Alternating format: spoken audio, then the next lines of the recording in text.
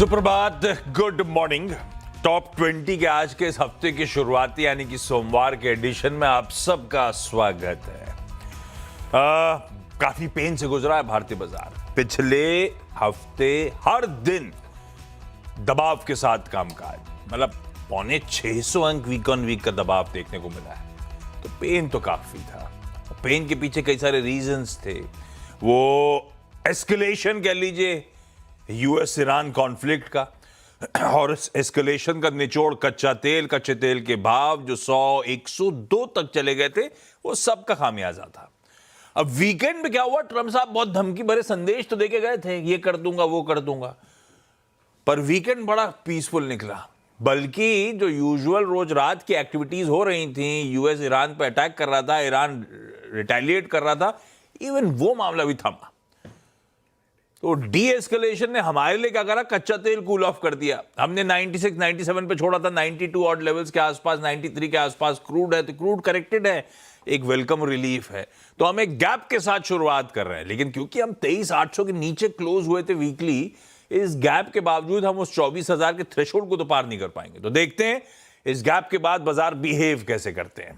खैर, ये अब तक की स्थिति है। आज के स्टॉक्स, भाई साहब, इतनी खबरों की झड़ी लगी थी फ्राइडे की क्लोज से अब तक की, सब कुछ मैप करने की कोशिश करेंगे कुछ हद तक इस शो में, बाकी फिर मुनाफे की तैयारी में। शुरुआत कहां से?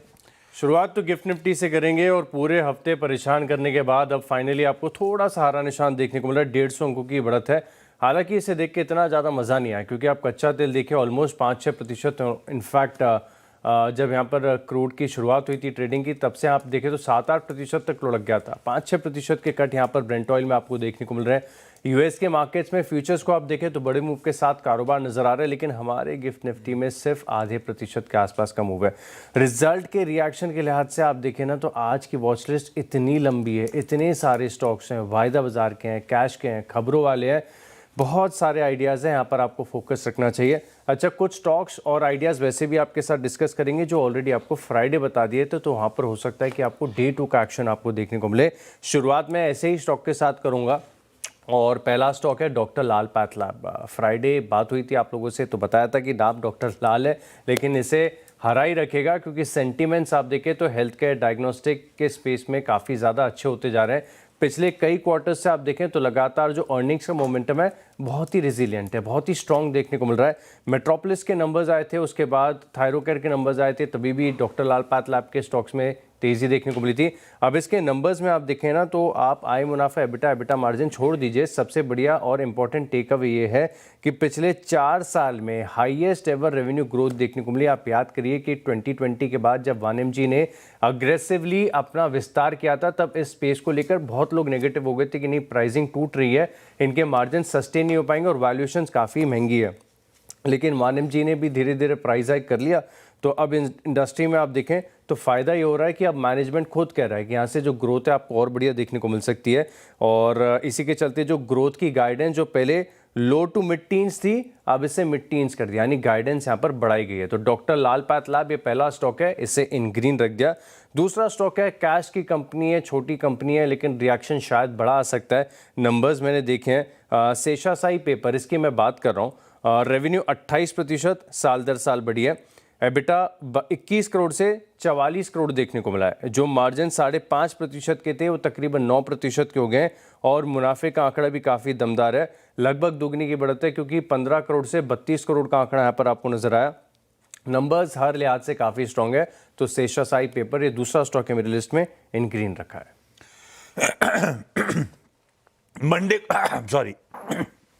फ्राइडे को 2 निफ्टी के नंबर्स बाजार बंद होने के बाद आने थे। दोनों आप फ्रंट बता देता हूं। मैं दोनों को ग्रीन ले जा रहा हूं। नंबर्स में कोई कंप्लेंट नहीं है, हालांकि स्टॉक्स पोजीशन भी वैसे ही हैं, तो मेरे को लगता है आज हरे में होना चाहिए कामकाज। एक तो एनटीपीसी है, लार्जली आय कह सकता हूं इन लाइन, वो भी स्लाइड बीट है। Operationally performance way ahead of market expectation, तो हरा है।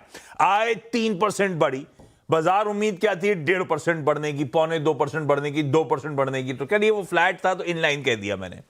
ईबीटा 5% बढ़ने की एक्सपेक्टेशन के सामने 23% बढ़ा। मार्जिन्स 280 बेसिस पॉइंट्स बढ़ने की एक्सपेक्टेशन के सामने 460 बेसिस पॉइंट्स बढ़ के आए। 28.8% पे 24.2% के सामने, और मुनाफा फ्लैट एक्सपेक्टेड था, 12% बढ़ा है। तो नंबर्स तो अच्छे हैं, और स्टॉक भी मेरे ख्याल से 400 प्लस वाला है, 415 420 वाला, जो कूल ऑफ हो गया। साल का चार्ट रखिएगा या 3-6 महीने का, तो आपको दिखेगा वो। एनटीपीसी नंबर्स अच्छे हैं, थम्स अप है, operationally strong. Tata consumer products, इसको कह सकता हूं मैं डिलीवर करके दिया, इन लाइन परफॉर्मेंस है, पर मैं ग्रीन रख रहा हूं क्योंकि इसका भी चार्ट रखिएगा लंबा, तो आपको दिखेगा आय 12% बढ़ी, यही उम्मीद थी, 12.25% बढ़ने की, तो डिलीवर करा। उसमें तो वॉल्यूम ग्रोथ हाईलाइट है। इंडिया ब्रांडेड बिजनेस की वॉल्यूम ग्रोथ 13% पे आई है, मोटा मोटी स्ट्रीट एस्टिमेट से 8 से 9% के अच्छे वॉल्यूम्स। EBITDA 20% बढ़ा, मार्जिन्स 80 बेसिस पॉइंट्स का इंप्रूवमेंट दिखा रहे हैं, और मुनाफे में 28% का जंप है। पर ये मोटा मोटी यही बाजार पेंसिल इन करके चल रहा था, तो डिलीवर करा है, अच्छे इंटरनल्स के साथ डिलीवर करा है, इसीलिए ग्रीन कर दिया। अगले दो स्टॉक हैं, फोकस रखेगा आप नतीजों के साथ साथ। कुछ और स्टॉक्स हैं इंटरेस्टिंग जहां पर एक्शन आपको देखने को मिलेगा। एक बैंक ऑफ बड़ौदा है, इसमें एक्चुअली बहुत कुछ है। देखिए, एक तो क्या है, एक वन टाइम हिट इन्होंने लिया है, उसी की वजह से आप देख रहे हैं कि इनकी बॉटम लाइन पर इम्पैक्ट है। अब बैंक ऑफ बड़ौदा में खास बात है कि देखना होगा कि अगर मान लीजिए, क्योंकि ऑपरेशनल फ्रंट पर आप देखें तो शायद कुछ एस्टिमेट से नंबर्स बेटर साइड पर भी लग रहे हैं। अभी कितना टिक पाएगा ये कहना मुश्किल है। कारण यह है कि जो कोर निम्स यहाँ पर देखने को मिले, मैनेजमेंट ने जो गाइडेंस में इंडिकेट किया था उससे स्लाइटली कमज़ोर यहाँ पर देखने को मिल रहा है। और बैंक ऑफ बड़ौदा में खास बात है कि जो प्री प्रोविजनिंग ऑपरेटिंग प्रॉफिट है, ये भी कुछ एस्टिमेट से तकरीबन 5% तक का कम है। तो श्योरली हो सकता है, क्योंकि वन टाइम हिट है, सबको पता है कि लेना ही था। खबर जब आ गई थी तो उसके बाद स्टॉक में करेक्शन भी आ गया था, रिएक्शन भी आ गया। अब ऊपरी तरफ पर कितना टिक पाएगा इसको लेकर संदेह, इसी के लिए बैंक ऑफ बड़ौदा इसे इन रेड लेके चल रहा हूँ। बाकी एक और स्टॉक है क्रेडिट एक्सिस फाइनेंस, यहाँ पर आप नज़र रखिएगा। क्रेडिट एक्सिस ग्रामीण इसका नाम है, NBFC कंपनी है जो कि माइक्रो फाइनेंस में काफ़ी अच्छा काम करती है। इसकी चर्चा हम लगातार करते जा रहे हैं, और जैसे सिमिलरली हमने देखा है कि डायग्नोस्टिक स्पेस में पिछले 3 से 4 क्वार्टर्स में काफ़ी बढ़िया टर्न अराउंड देखने को मिला है। ये माइक्रो फाइनेंस वाली जो कंपनीज है ना, इनके लिए भी आप देखें तो एनवायरनमेंट काफ़ी ज़्यादा फेवरेबल होता जा रहा है। इससे पहले कलेक्शन एफिशिएंसी ड्रॉप होती जा रही थी, कंपटीशन के चलते इनके एक ड्रैग यहाँ पर ग्रोथ के लिहाज से देखने को मिल रहा था, वैल्यूएशन सबकी काफ़ी एक्सपेंसिव थी। अब इसके नंबर्स यहाँ पर देखने को मिले, और मुनाफा आप देखिए 60 करोड़ से बढ़कर 493 करोड़ देखने को मिला है। टोटल इनकम में 22% की बढ़त है, AUM 16.5% बढ़ा है, डिसबर्समेंट में 12% की बढ़त देखने को मिली है, प्री प्रोविजनिंग ऑपरेटिंग प्रॉफिट 34% बढ़ा है। साथ में अगर आप देखें तो फंड रेजिंग और बैंक्स और फाइनेंशियल्स के लिए तो देखिए फंड्स ही कच्चा माल होता है, रॉ मटेरियल होता है। तो ग्रोथ को लेकर अच्छा लग रहा है। क्रेडिट एक्सिस ग्रामीण इस स्टॉक को रख दिया है, इन ग्रीन रखा है, माफ़ कीजिएगा ये रेड नहीं है, इन ग्रीन कर देता हूँ इसे। ये नंबर्स काफ़ी बढ़िया लग रहे हैं, अभी इसको चेंज कर देंगे हम। क्रेडिट एक्सिस ग्रामीण फोकस रखेगा, यहाँ पर नंबर्स अच्छे हैं। 2 निफ्टी के नंबर्स फ्राइडे को आने थे, 2 वायदा के नंबर्स सैटरडे को आने थे। अपफ्रंट वो बताता हूं, निफ्टी का कोई नंबर नहीं था सैटरडे को। IDFC फर्स्ट बैंक के नंबर्स, हालांकि स्टॉक चला हुआ, लेकिन मुझे नंबर्स अच्छे लग रहे हैं, मैं ग्रीन लेके जा रहा हूं। क्यों अच्छे लग रहे हैं बताता हूं। पहले हेडलाइन नंबर्स, NII 21% बढ़ा, कोर ऑपरेटिंग प्रॉफिट 36% बढ़ा, मुनाफा 132% बढ़ा, एडवांसेस 20%, डिपॉजिट्स 18% बढ़े, और डिपॉजिट्स में कासा 25% का जंप है। कासा रेशियो इंप्रूव हुआ, even margins 3 basis point sequential improvement deliver करा, एसेट क्वालिटी इंप्रूव हुई। हर पैमाने पे चेक बॉक्स पे टिक है। पोजीशन कैसा है वो बात अलग है, नंबर्स पे थम्स अप है। ऐसे ही AU स्मॉल फाइनेंस बैंक, इसको ऐसा कह सकता हूं कि इसका स्ट्रॉन्ग एग्जीक्यूशन कंटिन्यू हो रहा है। एक सीजनल हिकअप होगा, आपको फाइनेंशियल्स में नजर आएगा, तो नंबर्स पे ग्रीन ही है। डिपॉजिट 24% बढ़े, कासा 22% बढ़ा, लोन 23% बढ़े, डिसबर्समेंट 42% बढ़े, NII 32% का जंप है, प्री प्रोविजनिंग ऑपरेटिंग प्रॉफिट 41% का जंप। इसमें एक माइनर हिकअप क्या है, NIMs Q-on-Q 7 basis point healthy है 5.9%, पर इसीलिए मैंने कहा था सीजनल हिकअप टाइप, इसको ग्रीन रखा है। अगले कौन से? अगले 2 स्टॉक है, नजर रखिएगा आप। अर्निंग्स और साथ में कुछ टेक्निकल वाले स्टॉक्स है जहां पर आपको नजर रखनी चाहिए। क्रेडिट एक्सिस ग्रामीण के बाद जिंदल स्टील, यहां पर आप फोकस रखिए। नंबर्स वैसे आपको ऑप्टिकली थोड़े से कमज़ोर साइड पर लग सकते हैं, लेकिन खास बात है कि जो मार्केट अनुमान लगा रहा था उससे थोड़ा सा बेहतर प्रदर्शन यहाँ पर देखने को मिला है। एबिटा मार्केट 2498 करोड़ ये एक्सपेक्ट करके चल रही थी, 2660 करोड़ का आंकड़ा देखने को मिला। और सीक्वेंशियल तौर पर आप देखें तो वॉल्यूम्स घटी हैं, उसके बाद भी जो रियलाइजेशन है इसमें 10% का इंप्रूवमेंट है। तो जिंदल स्टील ग्रीन रखा है। एक और वन सोर्स स्पेशलिटी फार्मा, यहाँ पर आप नजर रखिएगा। पिछले साल तकरीबन 18 लाख का घाटा था, इस बार 25 करोड़ का मुनाफा हुआ है। रेवेन्यू 37% बढ़ी है, एबिटा तकरीबन 40% बढ़ा है और मार्जिन्स आप देखें तो 27.5% के आसपास स्टेबल है। स्टॉक बढ़िया है तो इसे इन ग्रीन रख दिया। दो और बैंक्स लीजिए। डीसीबी बैंक अच्छा परफॉर्मेंस है, एडवांसेस 17%, डिपॉजिट्स 20% बढ़े, एनआईआई 18% बढ़ा, मुनाफा 36% का जंप है। तो नंबर्स अच्छे हैं। एनआईएम्स 4 बेसिस पॉइंट्स का कूल ऑफ है, 3.39 से 3.35, पर क्रेडिट कॉस्ट वगैरह इंप्रूव हुई सीक्वेंशियली। नंबर्स अच्छे हैं। बैंक ऑफ इंडिया के नंबर्स अच्छे हैं, एडवांसेस 19%, डिपॉजिट्स 15% जंप हुए, एनआईआई 13% का उछाल, ऑपरेटिंग मुनाफा 26% और पैट 36% बढ़ा। मार्जिन स्लाइटली इसके भी कंप्रेस्ड है, 6 बेसिस पॉइंट्स, 2.52 पे आया सीक्वेंशियली, पर क्रेडिट कॉस्ट लार्जली स्टेबल है, एसेट क्वालिटी इंप्रूव हो रही है। ले दे के डीसीबी और बैंक ऑफ इंडिया, बस एनआईएम्स के स्लाइड कंप्रेशंस के अलावा बाकी पैरामीटर्स ठीक है। इन ग्रीन ही रख रहा हूं, 6 पूरे। ब्रेक के उस पर अगले 4 पे बातचीत।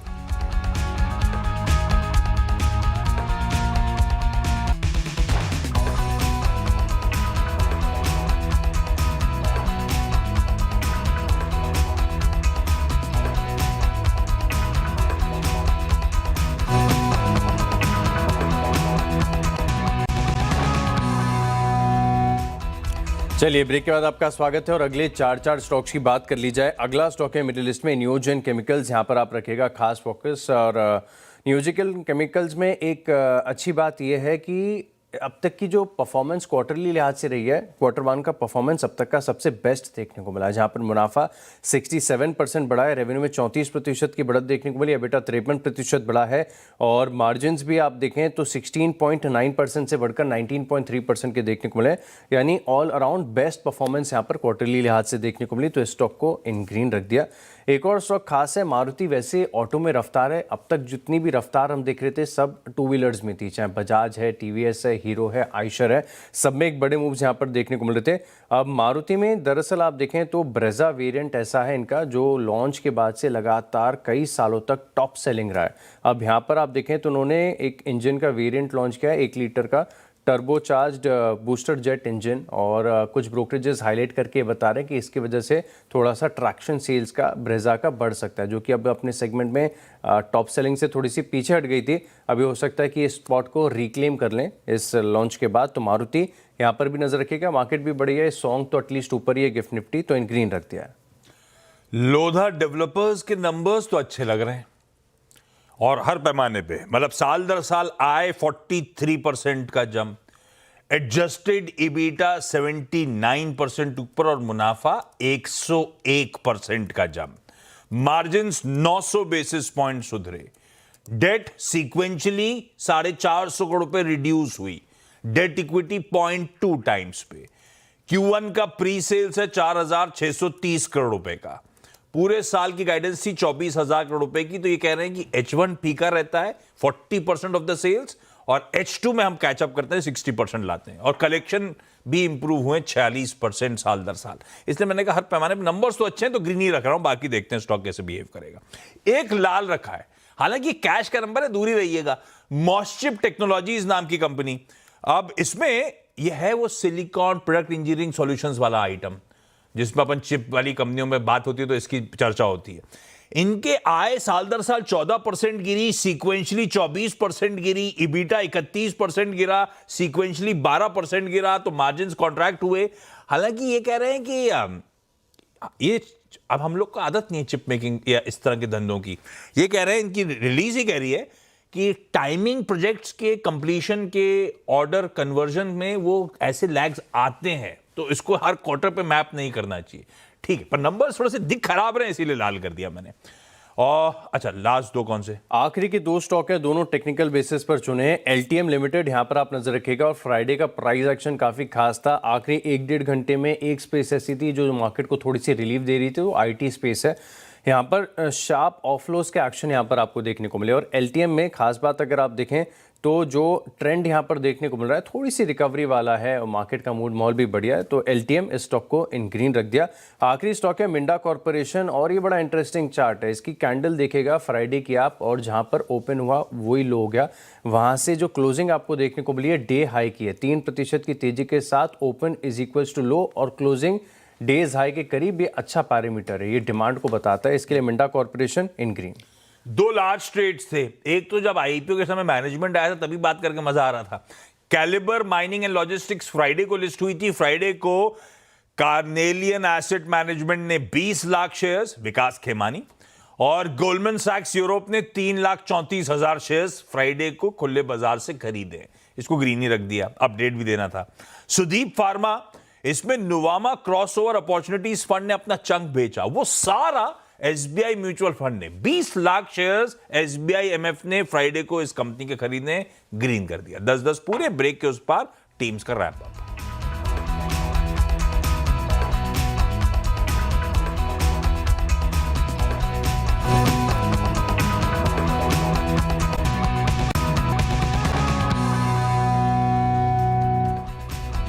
चलिए ब्रेक के बाद आपका स्वागत है और अब देखते हैं 20 स्टॉक्स का रिकैप। और शुरुआत मैंने की थी डॉक्टर लाल पाथ लैब्स और साथ में शेषाशायी पेपर। यहाँ पर भी नतीजे काफ़ी बढ़िया। बैंक ऑफ बड़ौदा फोकस रखेगा, क्रेडिट एक्सेस ग्रामीण है, जिंदल स्टेनलेस है, अवांसपोर्ट स्पेशलिटी, न्यूजन केमिकल्स, मारुति, एलटीएम और मिंडा कॉर्पोरेशन, इन स्टॉक्स को भी लिस्ट में शामिल करें। ओके, टॉप 20 में 10 और जोड़ दीजिए स्क्रीन पे। अलग अलग सारे वीकेंड के, फ्राइडे की क्लोज के डेवलपमेंट स्क्रीन पर है। एनटीपीसी, टाटा कंज्यूमर, दोनों निफ्टी के नंबर्स दिख तो अच्छे रहे, ग्रीन करा। IDFC first bank, AU small finance bank, DCB bank, bank of India, कुछ बहुत निगलिंग वरीज हो सकते हैं इनके नंबर्स में, अदरवाइज ओवरऑल जामा तो अच्छे नंबर्स का है, थम्स अप है, इसीलिए सब इन ग्रीन। लोधा डेवलपर्स के इंटरनल्स भी एटलीस्ट नंबर्स रिलेटेड तो अच्छे ही दिख रहे थे। 2 लार्ज ट्रेड हुए थे, कैलिबर माइनिंग जो फ्राइडे की लिस्टिंग थी और सुदीप फार्मा में, दोनों ग्रीन कर दिए।